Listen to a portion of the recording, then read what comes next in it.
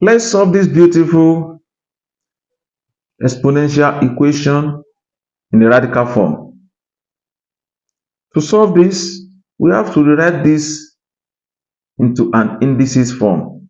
To do that, we have to say 4 raised to power of 2y.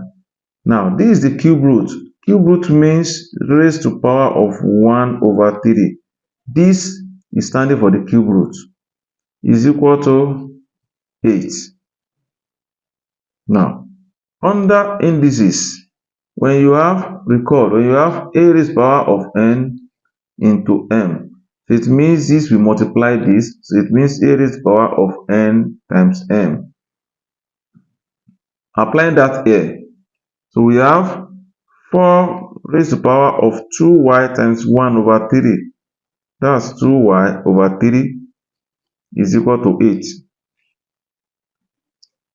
This can be written as 2 raised to power 2 into 2y over 3 is equal to, this can be written as 2 raised to power of 3. Now, they have similar power, so we have to cancel this and cancel this. So we are left with 2 times 2y, that is 4y over 3 is equal to 3.